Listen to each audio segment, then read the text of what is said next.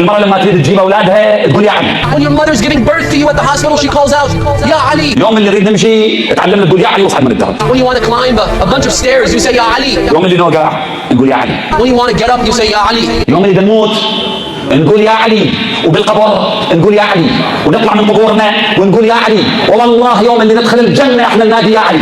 پس یار به جز حیدر کرار نداری. والله في رواياتنا كل رواياتنا مالك يوم الدين أمير المؤمنين صلوات الله وسلامه عليه. مردم، رهبر شما کسی است که با ورودش یا علی گفت و در طول زندگی یا علی گفت و تو حزب اللهی باید تا ابد پشت سر این رهبر یا علی بگویی. Pertama, Husain bukan hanya kaum Syiah yang memuliakan. Kita, kaum Muslim juga memuliakan Husain. Kenapa kita muliakan?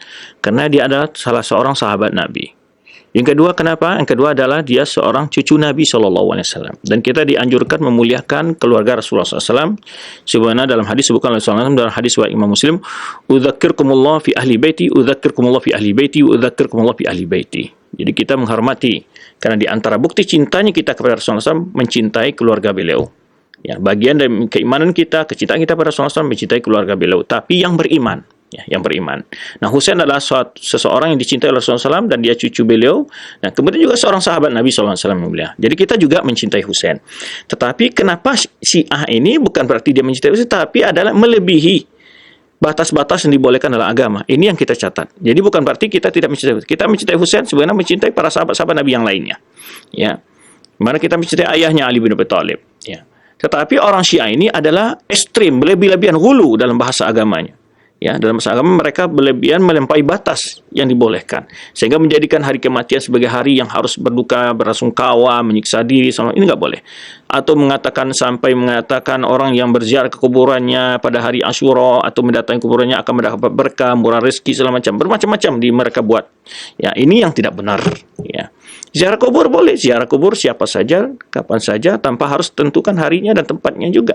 Ziarah kubur itu hanya tujuannya dua. Pertama, memohonkan ampun bagi orang dalam kubur itu jika seorang muslim.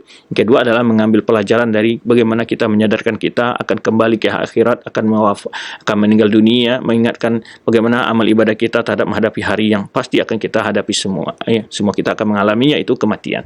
Itu saja. Jadi kenapa orang Syiah itu berlebih-lebihan? Nah, itu banyak sekali. Sebetulnya di antara mereka, pertama kita jelaskan sebelumnya. Pertama, Husain ini menikahi putri dari Yazdajir. Nah, sebetulnya Syiah ini sebetulnya lebih lengkap. Sebenarnya mereka ini ada ajaran Majusi yang hakikat ajarannya Majusi, tapi mereka bungkus dengan ajaran Islam. Nah, karena mereka mengagungkan keturunan Yazdajir, orang Majusi itu, Raja Persia, ya. Nah, kemudian di saat Umar Al-Khattab menghancurkan kekuasaan orang Majusi Persia waktu itu, mendapat tawanan putrinya dan kemudian dinikahi oleh Husain. Nah, di sini mereka mengagungkan Husain, mereka menganggap pertemuan antara dua darah biru gitu. Menurut mereka sebenarnya jelaskan para ulama kita. Nah, dan juga mereka menjadikan peluang untuk expose, melebih-lebihkan Husain ini cara untuk menjauhkan kaum muslimin dari ajaran Islam yang sebenarnya. Ya. Untuk menyesatkan kaum muslimin di ajaran Islam sebenarnya. Ya, maka lahirlah berbagai doktrin-doktrin Syiah itu mengatakan bahwa nanti sebelum hari kiamat manusia akan dibangkit dulu, ya, termasuk musuh-musuhnya Ahlul Bait akan dibangkit dulu. Mereka meyakini adanya Mahdi, mereka meyakini telah berubah-ubahnya Al-Quran, kemudian meyakini adanya taqiyah, ya, bolehnya berbohong segala macam. Dan banyak sekali keyakinan mereka. Ada lagi namanya Al-Bada. Mereka mengatakan Al-Bada itu adalah Allah tidak tahu atau apa-apa yang akan terjadi. Lalu setelah Allah memutuskan, kemudian Allah melihat ada hal yang berefek buruk, lalu dirubahlah pendapatnya. Dan itu Al-Bada menurut mereka. Dan banyak sekali pemahaman mereka yang mereka rekayasa di balik atas nama cinta Ahlul Bait ini. Maka oleh itu kita perlu menjelaskan berbagai persoalan ini kepada kaum muslimin agar mereka tahu hakikat bagaimana seharusnya mereka memandang berbagai persoalan tersebut. Wallahu a'lam bishawab. Mereka sangat menuhankan keluarga raja mereka.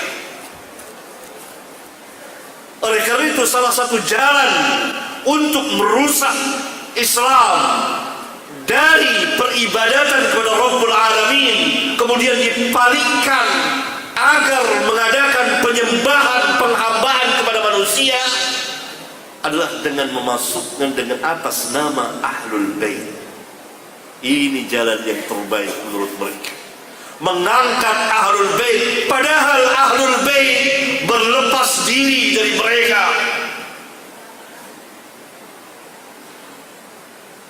Karena itu mereka mensucikan imam-imam mereka sampai mereka menuhankan Ali. Engkau adalah engkau, yakni engkau adalah Rabb, Tuhan. Diperintah oleh Ali saat itu untuk bertobat, tapi mereka tidak mau, maka digali parit dan dibakar hidup-hidup.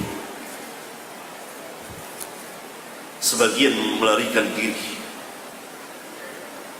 Oleh karena itu imam yang ke-12 untuk mereka suci semuanya, tidak ada dosa, bahkan tidak pernah lalai, tidak pernah lupa. Bahkan para imam mereka kedudukannya lebih tinggi dari para malaikat dan para nabi, para rasul. Dan ini dinyatakan langsung oleh salah seorang tokoh besar mereka pada abad ini, Khomeini, di kitabnya Al-Hukumatul Islamiyah halaman 52. Dia mengatakan bahwa inna min dururiyat, sesungguhnya sesuatu yang pasti bagi madhab kami, bahwa imam-imam kami mempunyai maqam la yablughuhu malakun muqarrabun wala nabiyyun mursal, mempunyai maqam kedudukan yang tidak bisa dicapai oleh malaikat yang dekat dan oleh seorang pun rasul. Silakan baca sendiri di kitab ini. Padahal kitab itu dikarang oleh Khomeini adalah kitab siasah, kitab politik. Tapi di kitab itu juga dia merendahkan para sahabat. Di kitab yang sama juga dia mengatakan seperti ini, bahwa imam-imamnya anna li a'immatina maqaman la yablughuhu malakun muqarrabun wala nabiyyun mursal, bahwa imam-imam kami mempunyai kedudukan yang tidak bisa ditandingi, dicapai oleh seorang pun malaikat dan seorang pun rasul. Saya tidak mengada-ngada perkataan, silakan baca sendiri. Dan di kitab yang sama dia mengatakan bahwa para imam kami itu, para imamnya tidak pernah disentuh oleh lalai dan lupa. Hanya Allah yang tidak lupa. Wa ma kana rabbuka nasiya, dan Rabbmu tidak pernah lupa. Berarti mereka angkat imam-imam mereka itu sederajat ketuhanan. Itu Syiah. Jadi persekutuan dari musuh-musuh Islam di bawah pimpinan Yahudi, kemudian Majusi, untuk merusak Islam dari dalam. Karena langsung berhadapan, terang-terangan mereka terkapar di bawah telapak kaki para sahabat ridwanullah alaihim jami'an. Negeri mereka hancur, agama mereka runtuh, api yang mereka puja padam, diganti dengan suara azan yang berkumandang.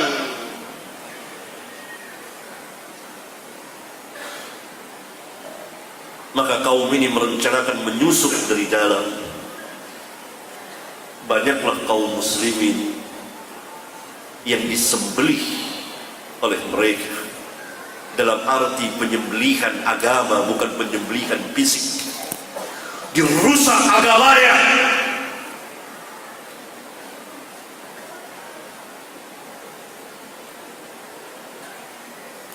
Sangat menyedihkan seorang pemuda mencaci maki Abu Bakar As-Siddiq, As-Siddiq Al-Akbar, yang tadinya dia dari keluarga muslim, taat, tapi tidak mempunyai basirah, tidak bermanhaj dengan manhajnya para sahabat, tidak duduk di majelis ilmu, belajar kepada ahli ilmu, menyimpang. Akhirnya dia menjadi seorang pencaci maki para sahabat. Bahkan Ummul Mukminin buah hati dan kecintaan Nabi yang mulia alaihi salatu wassalam, Aisyah radhiyallahu anha pun tidak selamat dari lisannya. Bukan hanya pemuda, yang lebih dari itu, bahkan orang-orang tua. Ini pentingnya kita kembali kepada manhaj salaf, kembali kepada manhaj para sahabat, kepada manhaj tabi'in, kepada manhaj tabi'ut tabi'in, dengan mengikuti para a'immatuna, para imam kita.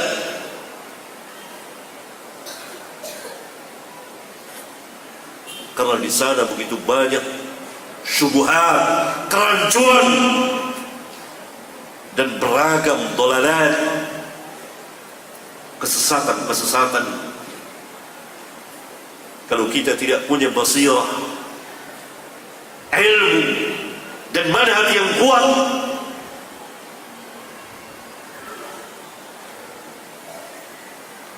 dan terutama hidayah dari Rabbul Alamin, pastilah kita akan terombang ambing dalam kesesatan itu.